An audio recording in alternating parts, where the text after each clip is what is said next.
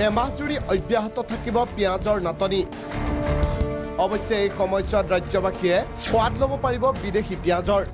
তুৰস্ক ইজিপ্তৰ পৰা অসমলৈ আহিব পিঁয়াজ বিধানসভাত ঘোষণা যোগান মন্ত্ৰীৰ অসম বিধানসভাৰ শীতকালীন অধিৱেশনৰ বুধবাৰৰ দিনটো নিত্য ব্যৱহাৰ্য সামগ্ৰী তথা পিঁয়াজৰ মূল্য বৃদ্ধিক লৈ উত্তপ্ত হয় কংগ্ৰেছী বিধায়িকা অজন্তা নেওগে বিধানসভাৰ 50 নং নিয়মৰ অধীনত উত্থাপন কৰা মূল্য বৃদ্ধি প্ৰসংগটো যোগান মন্ত্ৰী ফণীভূষণ চৌধুৰীয়ে উত্তৰ দিয়াৰ সময়ত দুবাৰকৈ উত্তপ্ত হয় সদন প্ৰকৃততে মন্ত্ৰী চৌধুৰীয়ে খাদ্য সামগ্ৰীৰ মূল্য বৃদ্ধিৰ 2016 আৰু 2019ৰ তুলনামূলক তথ্য দাঙি ধৰাত প্ৰথমে হুলস্থুলীয়া পৰিস্থিতিৰ সৃষ্টি কৰে বিৰোধী কংগ্ৰেছে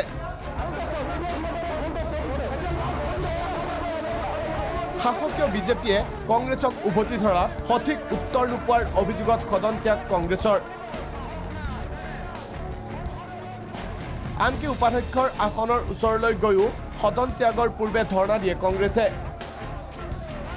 পিছত অধ্যক্ষৰ আহ্বান মৰ্মে পিঁয়াজৰ মূল্য বৃদ্ধিৰ সন্দৰ্ভত তথ্য দাঙি ধৰে মন্ত্ৰী ফণীভূষণ চৌধুৰীয়ে বতৰৰ প্ৰভাৱত উৎপাদন হ্ৰাস পিঁয়াজৰ উৎপাদনস্থলীতে মূল্য 82 পৰা 84 টকা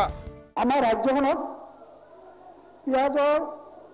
চাহিদা হৈছে ডেইলি 700 মেট্ৰিক টন এই মুহূৰ্তত আমাৰ ৰাজ্যখনত অকল আলুৱা ৰাজস্থানৰ পৰা পিঁয়াজ আহি আছে ৰাজস্থানৰ পৰা যে পিঁয়াজ আছে ৰাজস্থানৰ পিঁয়াজৰ তাতে মূল্য হৈছে 80 টকাৰ পৰা 85 টকা আমাৰ ৰাজ্যখনত আহে তাৰ পৰা ট্ৰাকেৰে আনে এক কেজি আলু পিঁয়াজত খৰচ পৰে তাৰমানে মোটামুটি 9 পৰা 10 টকা ৰাজস্থানৰ পৰা অনা পিঁয়াজৰ লেণ্ডিং কষ্ট তাৰমানে অসমত 90 টকাৰ পৰা 92 টকা অকল ইমানেই নহয় পিঁয়াজৰ নাটনি জোৰা মাৰিবলৈ ইজিপ্ত তুৰস্কৰ পৰা আমদানি কৰিব বুলি সদনক জনাই যোগান মন্ত্ৰীগৰাকীয়ে ইতিমধ্যে বিদেশী পিঁয়াজ আমদানি তথা মূল্য বৃদ্ধি ৰোধ কৰিবলৈ ৰাজ্য চৰকাৰে 50 কোটি আৰু কেন্দ্ৰীয় চৰকাৰে 150 কোটি টকা মোকলাই দিয়া বুলিও সদৰি কৰে ফণীভূষণ চৌধুৰীয়ে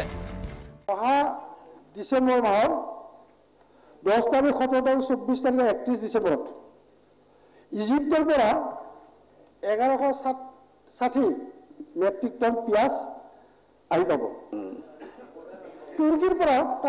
তাৰমানে মোটামুটি 11,000 মেট্ৰিক টন পিঁয়াজ জানুৱাৰী মাহৰ 10ৰ পৰা জানুৱাৰী মাহৰ 2 তাৰিখৰ পৰা 12 তাৰিখৰ ভিতৰত আহি পাব সেয়ে এমাহ জুৰি বিদেশী পিঁয়াজৰ জুতি ল'বলৈ সাজু হওক ৰাজ্যবাসী ভিডিঅ' জাৰ্নেলিষ্ট বিকাশ আৰু ৰিজুৰ সহযোগত জোনজ্যোতি দত্ত বৰা প্ৰাগ নিউজ